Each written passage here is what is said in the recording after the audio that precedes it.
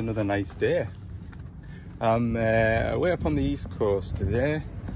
I've got the engine loom to fit on that 140 that I visited the other week. There's also a modification on the DX27 to reduce heat in the cab. So the newer 27s that come through already have this modification. It's basically sticking this foam onto places in the cab or under the seat and stuff from what I've gathered. So I'll pull up my rework instructions on my phone and follow it to the T. Alright, so basically what I need to do is open that door, put some of this foam on the inside of that door. Looks like there's a bit of foam that goes on here. There's more foam to go. Pull this seat forward. More foam to go down here, around the back of here and down the side of here.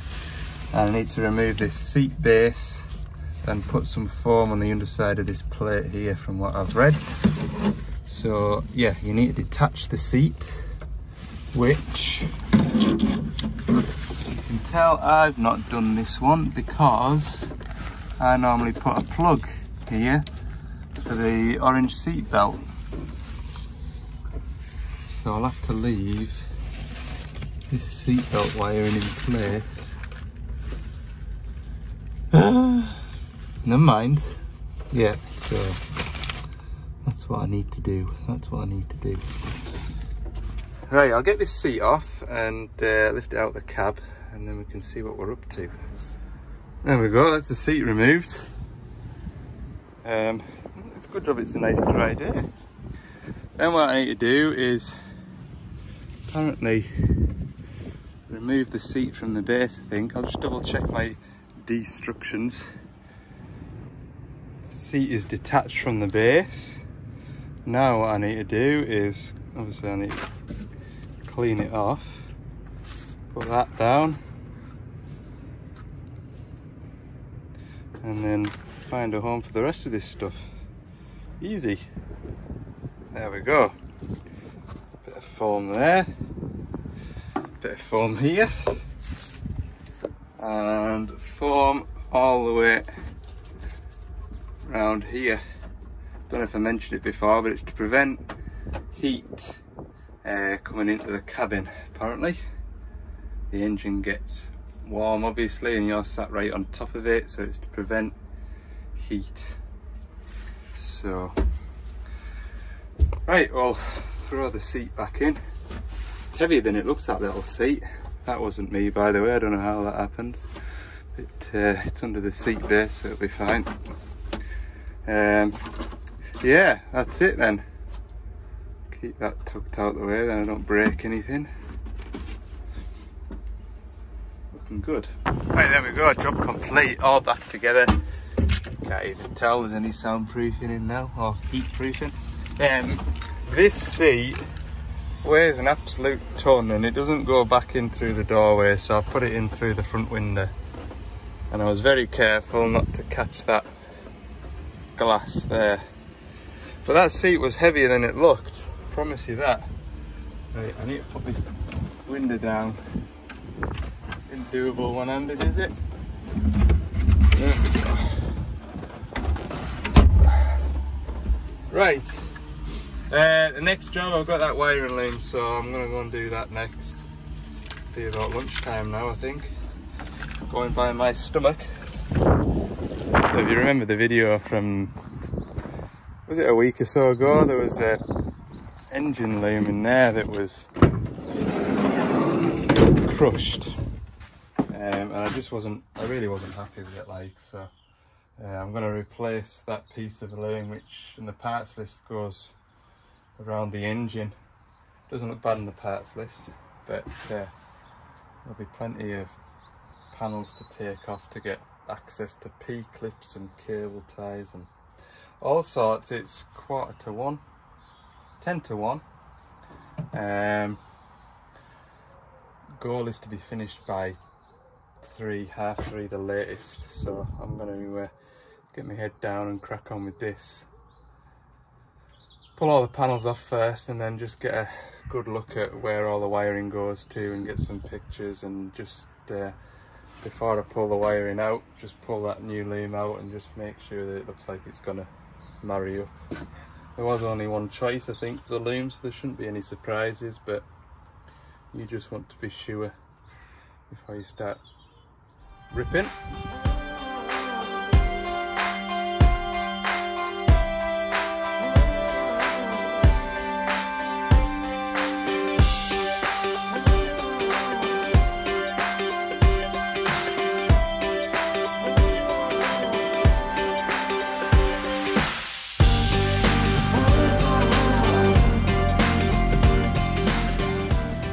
Not going to be too bad, this look.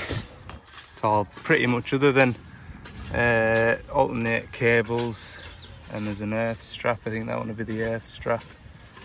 Everything's all just plugs, so it's really not going to be too bad, I don't think. I've laid it on here so the sun's on it. It'd be nice and flexible when I'm trying to feed it in. It's not going to be that bad. Start at the back here, get these cable ties off. They're a bit fiddly to take off. I can see 3 of them that I'm going to have to take off, and I'll probably take the ECU off for feeding it in and out. It's not going to be a bad job, I don't think. So the harness comes around here, goes along that way, along here, and starts to head up the way, and there's a branch that comes off to these plugs here. There's another branch that comes off to this earth strap, 3 plugs there, and then the rest of it just goes up on top of the engine. There's nothing that's jumping out to me going, that's going to be a bit like hard work. The worst things are trying to rescue these, because all you want to do is cut them with a sharp knife, and I'd like to try and reuse them if I can. Get a pick in there and try and unlock it and feed this through. Worst case, I'll take the bolt out and pull it all out, put it on the floor, and then fiddle on with it if it's in an awkward spot. That one there could be awkward. But yeah, that'll keep us entertained for a bit. Also, before I started work, I've just isolated the machine too, so we don't have any fireworks. Yeah, some cable ties.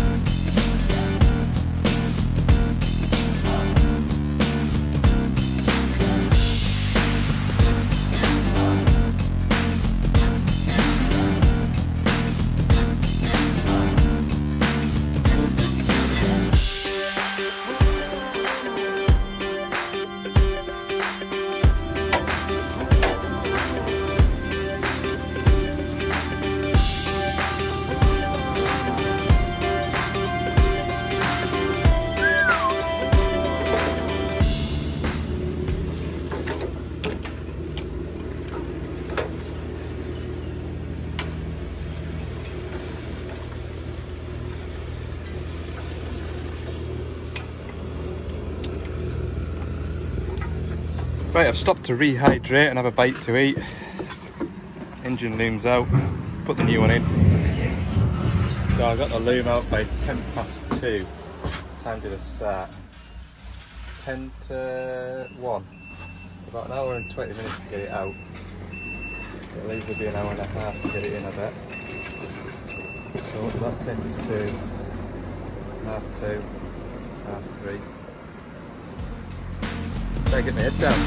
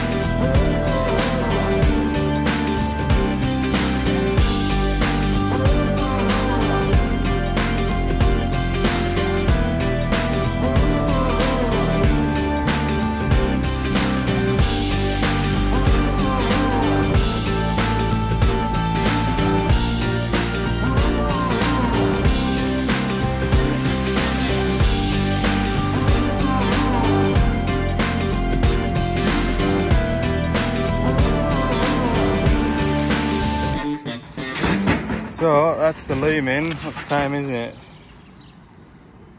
Yeah, 3:30, so I wasn't far off, was I? Everything's all plugged in, I think. Pretty sure it is. Everything's put back together. No real issues. Hasn't been a bad job. Got plates to put back in. So that's my alteration. You remember the loom came up and round and it was rubbing on here, wasn't it? So I removed that cable type doodah there. I've turned that so it's holding it, and then I've run it down the side of here, and then with the spare one from there put onto there to hold that. So now it's not rubbing.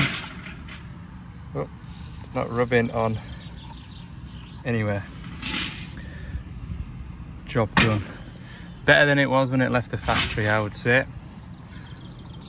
Just tighten that up a bit. There we go. There's one under here I need to tighten up a bit more as well, because I left it loose until I got my length of stuff through. Yeah. There we go. All plugged back in. So we'll turn the ignitor on. Get the machine keys in my pocket. Phone's ringing, hang on.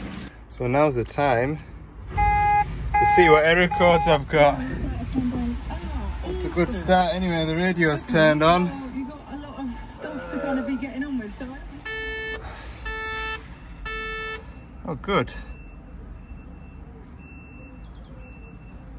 I think that's a success. I don't really want to start it just yet because I've got bolts that'll just rattle off everywhere, but the fact that I've got no error codes is absolutely tremendous. Right, another 15 minutes, I'll have all of that hidden and we'll be packing up. Obviously I'm going to run it first, but yeah. Remember, I've got an hour and 20 minutes drive from here to get home, so 4 o'clock will see us at a 6:30 finish, which is good. I try and get back for putting my kids to bed, like to try and see them at the start of the day and at the end of the day. They're only young once, aren't they? So 7 o'clock's the bedtime. That's why I'm always mentioning finishing time. Any time after 7 I don't get to see them, so yeah. Right, well I'll put these panels back together.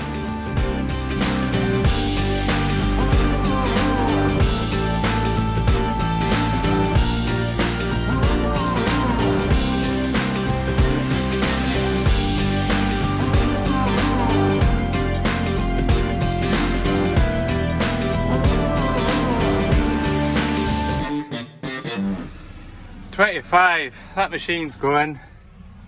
I'm a glutton for punishment, and I had a look at the an oil leak on that Merlot. I nearly called it a Mapbro Merlot. There's a 90-degree fitting which is sort of lockable, directional lockable, but it's like metric fittings on that, and I've got JIC on the van, I've got BSP and I've got RFS. I've got absolutely no metric fittings because I just don't. So yeah, that's put us back, but never mind. Yeah, I'll be back. Guarantee now, 4:38 I will be back, bang on the nose, 7 o'clock, because it was 2 hours and 21 minutes to get to this job. Okay, we'll see you in the morning. Oh, that reminds me, the van is reminding me. Van's booked for a service tomorrow, so we'll have an easy day. I've got a 225-5 to service just local to Carlisle. I've kept that one in my back pocket for tomorrow, so hopefully I'll have my van back for lunchtime and I'll go and service a 225-5. Alright, we'll see you in the morning then. Right, I've just picked my van up from Mercedes. I'm very impressed, to be honest with you. You know, I like to keep my van clean. They've put a bit of paper down for the mucky boots to put a seat cover on. 10 out of 10 for that. I always try and respect folks' cabs when I'm in and out of them, and I've got my mucky boots on. So yeah, that's good. I would have liked to have washed the van off before I fetched it up here, but we was getting a late finish last night. Didn't get a chance to. So it's 1 o'clock. Got a service to do on a 225-5. I'll go and get that done this afternoon. Sun's still shining. It was a bit kind of overcast this morning, but it's cleared up a bit. Just been in the yard. I'm gonna square up. Right, I need to go and find somewhere nice for lunch, I think. So 225-5, it's got a steel wrist on, look. Nice. This is getting its first service, believe it or not. What is on it? 500-ish? 500-ish, I'm gonna say.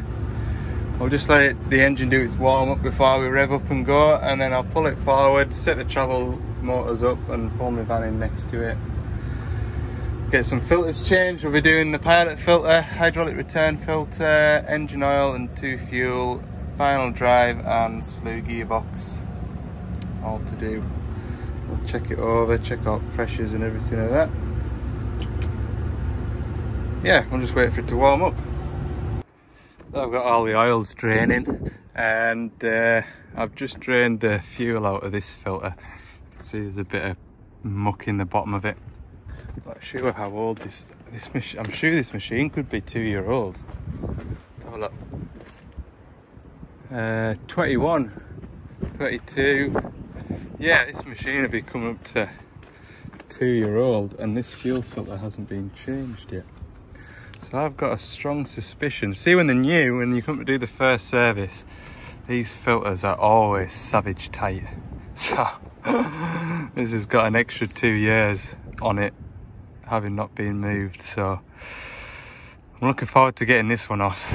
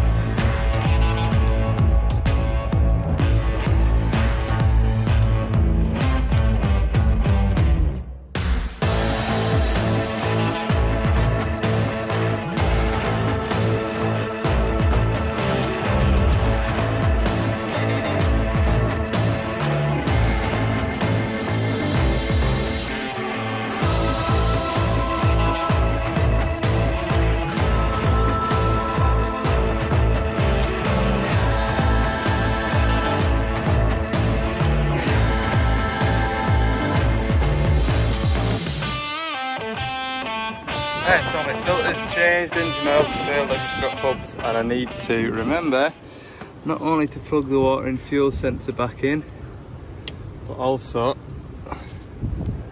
I need to bleed it. I need to turn the fuel tap on before I start doing that. Is this going to be a well-behaved one? Yes. Yes it is. Right, I'll go and crack that bleed screw off. Put this spanner on here somewhere, surely.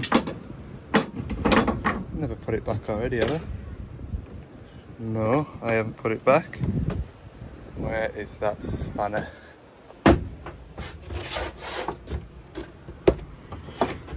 That's a concern. I was pretty sure I left it. I did look. It's hiding. Oh, it's windy now. You can tell the weather's to change for the weekend, of course. Of course the weather's gonna rain. And you can tell because it's blowing like hell.